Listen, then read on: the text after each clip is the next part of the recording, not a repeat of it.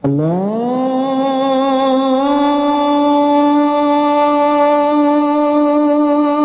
Akbar, Allahu Akbar.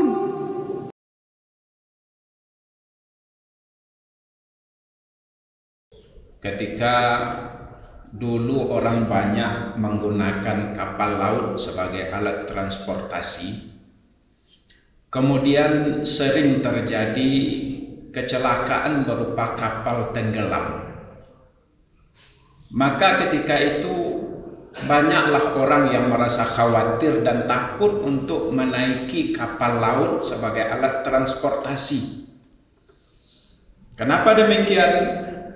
Jangan-jangan nanti kalau kita naik kapal laut, mau pergi ke Jakarta ataupun mau pergi ke mana, nanti kapal itu tenggelam, maka akan meninggallah kita di tengah laut.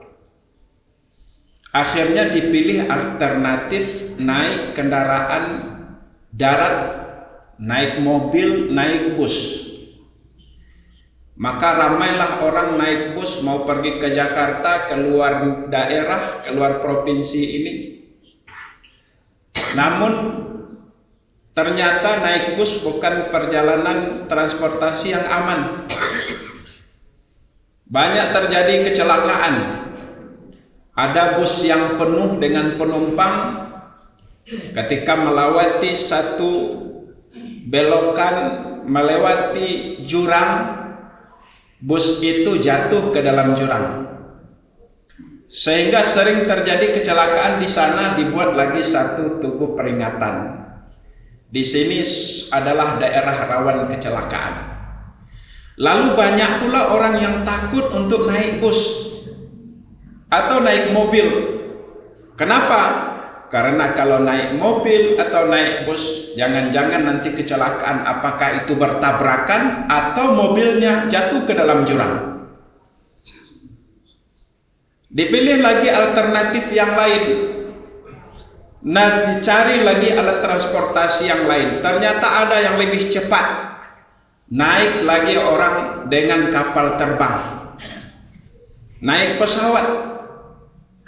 Dan ketika banyak terjadi kecelakaan dengan pesawat, apakah itu pesawat jatuh, apakah itu kerusakan mesin, sehingga menimbulkan korban yang tidak sedikit. Apalagi apabila sebuah pesawat terbang sudah mengalami kerusakan lalu dia jatuh, maka bisa dipastikan 99,9% seluruh orang yang ada di dalam pesawat itu pasti akan meninggal.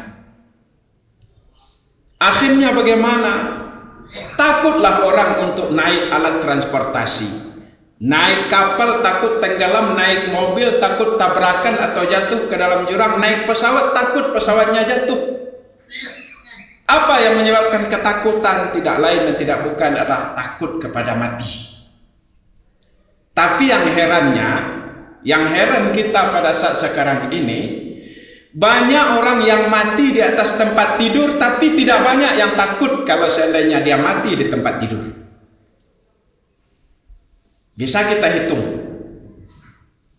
orang yang mati dengan alat transportasi dibandingkan orang yang mati di atas tempat tidur, maka lebih banyak persentase orang yang mati di atas tempat tidur. Tapi sangat disayangkan sekali, tidak banyak orang yang takut dengan kematian di atas tempat tidur. Apa buktinya? Setiap Jumat setidaknya di masjid-masjid sebelum khatib naik mimbar selalu diumumkan, innalillahi wa inna ilaihi raji'un, telah berpulang ke rahmatullah si bulan bin si fulan, umur sekian, meninggal jam sekian. Lalu dimintakan maaf untuk almarhum atau almarhumah setiap Jumat. Bahkan apabila kita pergi ke tanah haram, Makkah ataupun Madinah, setiap waktu selalu diselenggarakan salat jenazah. Itu bukan orang-orang yang meninggal di atas mobil, bukan orang yang meninggal di atas kapal laut, bukan orang yang meninggal ketika mereka naik pesawat terbang. Tidak, orang-orang yang meninggal akhir hidupnya di atas tempat tidur. Tapi tidak banyak kita yang mengambil pelajaran dengan kematian itu. Baru-baru ini masih hangat dalam pikiran kita musibah yang menimpa saudara-saudara kita menaiki pesawat Sriwijaya. Lebih daripada 50 orang penumpang dengan kru pesawatnya meninggal. Ketika itu kita tersentak. Sebelumnya ketika pesawat lain jatuh, kita juga tersentak.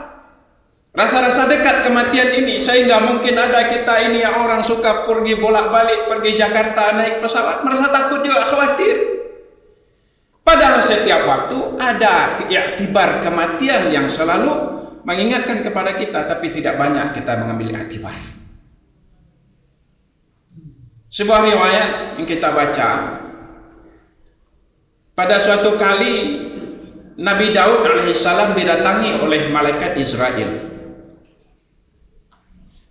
Diucapkan salam kepada Nabi Daud, lalu Nabi Daud bertanya, "Siapa engkau?" Lalu malaikat Israel menjawab, "Aku adalah orang yang tidak takut kepada raja, tidak ada orang yang besar yang aku takuti, tidak ada orang kaya yang bisa menyokokku, dan aku tidak ada rasa kasihan kepada anak kecil."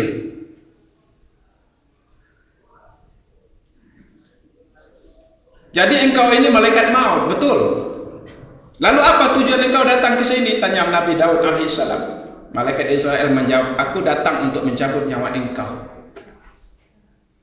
Lalu apa jawab Nabi Daud alaihissalam? "Bagaimana engkau bisa datang mencabut nyawaku sedangkan engkau belum memberikan aku tanda-tanda sama sekali?"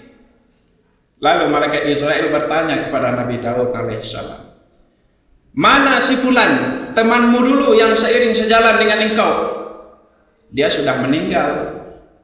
Lalu bagaimana dengan si fulan yang dulu sama-sama bekerja dengan engkau? Dia juga sudah meninggal," jawab Nabi Daud. "Lalu bagaimana dengan si fulan yang lain yang selalu mengikuti engkau? Dia juga sudah meninggal," kata Nabi Daud alaihissalam. Maka apa jawab malaikat Israel? "Maka itulah tanda-tanda yang aku kirimkan kepada engkau." Jemaah zuhur yang dirahmati Allah, tanda-tanda peringatan alamat tentang kematian ini diberikan oleh Allah kepada kita setiap waktu. Tinggal kita lagi bagaimana mengambil iktibar. Maka rasanya tidak salah dari mimbar ini pernah kami sampaikan juga, kita ingatkan. Ketika ada kematian, ketika kita menyelenggarakan kematian, ketika kita datang bertakziah, ambillah iktibar dari sana. Jangan hanya sekedar datang mengucapkan belangsungkawa kemudian kita pulang, tidak. Ketika kita mengunjungi kuburan, berziarah ke kuburan, maka ambillah iktibar bahwa itu adalah iktibar kematian. Dan sekarang yang menjadi persoalannya adalah itu orang sudah meninggal, sekarang bagaimana dengan kita? Bagaimana kita nanti cara meninggal kita? Rasulullah SAW dalam sebuah hadis mengatakan bahwa seseorang itu wafat atau meninggal dengan apa dia hidup. Artinya apa ini? Apa yang menjadi kebiasaannya selama hidup, maka seperti itulah dia meninggal. Kita bacakan sebuah hadis dari Anas bin Malik radhiyallahu anhu. Anas mengatakan pernah Nabi SAW membaca satu doa.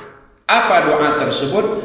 Allahumma ja'al khaira umrihi akhirahu wa khaira amalihi khawatimahu wa khaira ayyami yawma alqaqa fihi. Ya Allah, doa Nabi ini, ij'al khaira umri akhirahu, jadikanlah akhir daripada umurku ini yang sebaik-baiknya. Wa khaira amali khawatimahu, dan jadikanlah sebaik-baik amalku penutupnya. Wa khaira ayyami yauma alqaqa fihi, jadikanlah sebaik-baik hariku adalah hari di mana aku berjumpa dengan engkau. Ada 3 poin doa yang dibaca oleh Nabi dalam doa ini. Yang pertama, Allahumma ja'al khaira umri akhirahu, ya Allah, jadikanlah umurku sebaik-baik umurku itu akhirnya. Apa ini maksudnya ini? Berapapun umurku, apakah umurku panjang atau umurku pendek, maka aku harapkan, aku mohon kepada engkau ya Allah, supaya akhir daripada umurku itu adalah penghabisan yang baik. Umur yang baik itu adalah umur yang berkah. Umur yang berkah bukan berarti umur yang panjang. Umur yang berkah adalah umur di mana kita pergunakan umur kita itu untuk senantiasa kita isi beribadah kepada Allah Subhanahu wa taala. Maka jangan sekali-kali minta didoakan supaya panjang umur. Atau kalau mau minta panjang umur, mintalah kepada Allah, ya Allah, panjangkanlah umurku dalam taat kepadamu. Jangan hanya berhenti minta panjang umur saja. Makanya dilarang kita ini, kalau ada, kita ikuti pula adab-adab daripada orang non-muslim ini, orang Yahudi Nasrani, ketika ada hari ulang tahunnya namanya, hari kelahirannya, diucapkan panjang umurnya, panjang umurnya, panjang umurnya. Sampai di sana saja rugi kita. Kenapa demikian? Kita minta panjang umur tidak disambung dengan doa yang lain. Lihat di dalam surat Yasin, apa firman Allah? A'udzu billahi minasy syaithanir rajim. Wa man nu'ammirhu nunakkishu fil khalqi afala yaqilun. Coba lihat dalam surat Yasin. Wa man nu'ammirhu, siapa yang kami panjangkan umurnya, nunakkishu fil khalqi, kami kembalikan dia kepada penciptaan awal. Apa penciptaan awal? Dikurangi kekuatannya, dikurangi akalnya. Artinya apa ini? Orang yang panjang umurnya, maka berkurang kekuatannya, berkurang kesempurnaan tubuhnya. Lihatlah orang yang umurnya sudah 50, 60 tahun ke atas, tidak ada orang yang kuat. Maka Anda dikatakan itu kalau sudah tua itu, ya, kalau sudah tua itu dikatakan ini apa? Uban sudah bertabur, kulit sudah mulai kendur, gigi sudah mulai gugur, makan hanya dengan bubur. Kalau duduk selalu berselunjur. Kekuatan orang tua tidak sama dengan kekuatan orang yang muda. Dikurangi oleh Allah. Kemudian apa lagi? Dikurangi juga pola pikirnya. Orang yang sudah tua dikurangi kesempurnaan ingatannya. Maka jangan sekali-kali minta panjang umur kecuali dengan sambung dengan doa, ya Allah, panjangkan umurku dalam taat kepadamu. Tapi sebaik-baik doa perkara umur ini adalah, ya Allah, berkahilah aku pada umurku. Ada orang yang umurnya panjang tapi tidak bermanfaat sama sekali. Ada orang umurnya hanya 30 tahun, 40 tahun saja, tapi ketika dia meninggal, namanya tinggal dengan kebaikan. Kemudian yang kedua, wa khaira amali khawatimahu. Minta kepada Allah ini. Ketika kita melihat satu kematian, minta kepada Allah, ya Allah, jadikanlah sebaik-baik akhir dari perbuatanku perbuatan yang baik. Ya Allah, sebelum engkau matikan atau saat engkau matikan aku dalam menghadap, ketika aku sedang mengerjakan pekerjaan yang baik. Ini kaitan dengan hadis yang katakan di awal tadi, seseorang itu meninggal dengan apa dia hidup. Di beberapa mimbar ada satu cerita yang sering saya sampaikan. Cerita ini saya dengar ketika masih kecil. Ada suatu kejadian seseorang yang dalam keadaan sakit payah. Ya, sakit payah, yaitu orang yang dalam keadaan sakaratul maut berhari-hari. Cerita ini sering saya ceritakan ini, mengingatkan kepada diri saya sendiri terutama ini. Mudah-mudahan kita bisa mengambil iktibar. Orang ini sakit payah dalam keadaan sakaratul maut sudah berhari-hari, belum juga meninggal lagi. Ketika dibisikkan ke telinganya, ditalqinkan dia dengan kalimat la ilaha illallah, dia menggeleng. Tidak, menggeleng dia. Mulutnya selalu meminta-minta sesuatu. Apa yang diminta? Hiu, hiu, hiu. Dia minta hiu.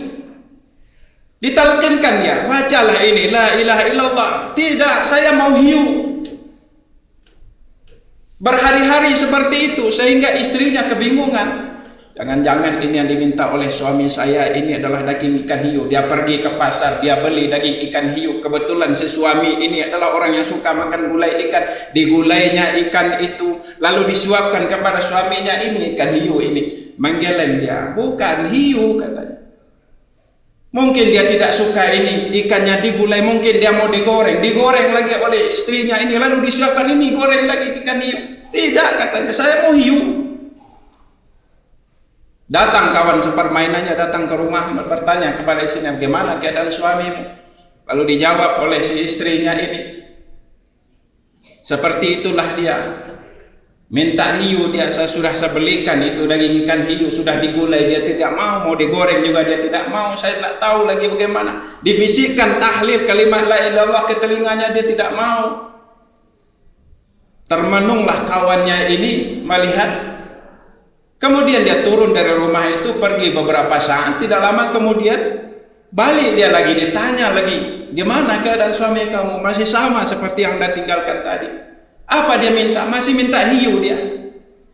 Didekati oleh kawannya ini, dia rogohnya sakunya, kemudian diperlihatkannya telapak tangannya kepada orang yang sakarat ini, langsung nyawanya meninggal. Hiu katanya, langsung dia meninggal. Di beberapa mimbar di Bukit Tinggi ini sering sampaikan ini. Ini untuk mengingatkan kepada diri sendiri ini. Dari hadis Rasulullah SAW. Seseorang itu meninggal dengan apa dia hidup. Apa maksudnya ini? Dia jadikan itu menjadi rohnya. Roh ini bahasa kita menjadi candu dia dengan itu. Maka takutlah kita kalau seandainya satu pekerjaan, satu permainan, satu kesukaan menjadi candu bagi kita. Kalau kita nak mendapat itu bingung kita. Maka akhir amal kita ini perlu kita khawatirkan. Maka mintalah kepada Allah seperti doa Nabi ini, ya Allah, kau dapat akhir amalku itu adalah amal yang baik. Husnul khatimah ini doa yang sering kita dengar. Husnul khatimah ini bukan berarti kalau mau mati harus ketika sedang sujud. Oh, beruntung sekali dia mati dalam keadaan sujud. Beruntung sekali dia mati ketika sedang membaca Al-Quran. Dia mati dalam keadaan berpuasa. Tidak mesti seperti itu. Mati dalam keadaan berzikir, sedang duduk, sedang berdagang, tapi dia mengingat Allah, maka itu adalah penghabisan yang baik. Maka ketika melihat satu kematian, ini yang perlu kita ingat. Berdoa kepada Allah. Jangan hanya mengatakan innalillahi wa inna ilaihi raji'un, tapi langsung bawakan kepada diri kita. Bagaimana saya nanti mati, ya Allah? Jangan jadikan sesuatu menjadi roh bagi kita, menjadi candu bagi kita. Ini cerita berkaitan dengan cerita para ulama terdahulu. Ada para pedagang yang menjadikan pekerjaannya sebagai pedagang menjadi candu bagi dirinya, sehingga kalau dia tidak berdagang, dia merasa bingung. Sehingga ketika sakaratul maut ditalkinkan ke telinganya, bacalah la ilaha illallah ini. Apa katanya? Ini sekilo sekian, ini semeter sekian, ini beratnya sekian. Na'udzubillah min zalik. Jemaah zuhur yang dirahmati Allah, ini perlu menjadi iktibar bagi kita. Supaya apa? Allah memberikan kita kematian yang baik, menjadi pelajaran bagi kita. Ketika kita sakaratul maut, ada satu hadis yang sering kita dengar. Siapa yang akhir kalimatnya la ilaha illallah dakhalal jannah. Siapa yang terakhir kali kalimatnya mengucapkan la ilaha illallah, dia akan masuk surga. Sehingga sekarang dipupuhlah membaca la ilaha illallah kau setiap hari. La ilaha illallah, la ilaha illallah. Bukan itu tercela, tidak, boleh kita baca itu. Tapi harus dihayati, harus masuk ke dalam hati kita. Kenapa demikian? Karena pada saat sakaratul maut nanti lidah kita itu otomatis. Kalau sekarang kita bicara Pak, otak kita yang perintahkan lisan kita ini akan kita ucapkan. Tapi pada saat sakaratul maut, anggota tubuh kita itu bergerak dengan sendirinya, otomatis.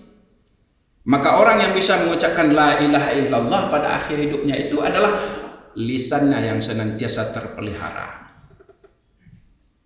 Ini doa-doa yang diajarkan oleh Nabi. Pertama kita minta kepada Allah, akhir umur kita ini berkah hendaknya. Yang kedua kita minta akhir amal kita, supaya kita meninggal janganlah mati di meja domino, jangan mati ketika sedang memancing, jangan mati ketika sedang main game. Na'udzubillah min dzalik. Ini yang sering saya sampaikan juga. Risau kita melihat orang-orang yang terikat dengan handphone, dengan telepon pintar. Tidak peduli tua muda, laki-laki perempuan, mungkin termasuk kita juga. Tidak ada koneksi internet beberapa saat saja sudah kelimpungan. Lagata kepala dia. Nak aduh data ada. Abeko dia update lo status Pak. Dia update status dia ada data. Habis kuota. Lihat anak-anak kita, mereka main game, candu semuanya, macam-macam nama game. Bagaimana ketika mereka mati nanti kalau tidak cepat dipisahkan dengan perkara itu? Itu dua doa, ada 3 doa. Yang ketiga nanti insya Allah pertemuan lain kita bahas. Wa khairu ayyami yauma alqa. Jadikanlah sebaik-baik pertemuanku adalah hari di mana aku bertemu dengan engkau. Yang dua inilah dulu senantiasa kita ingat-ingat. Minta kita kepada Allah supaya apa? Sebaik-baik umur kita, penghabisannya umur yang baik. Sebaik-baik amal kita adalah penghabisan yang baik bagi kita.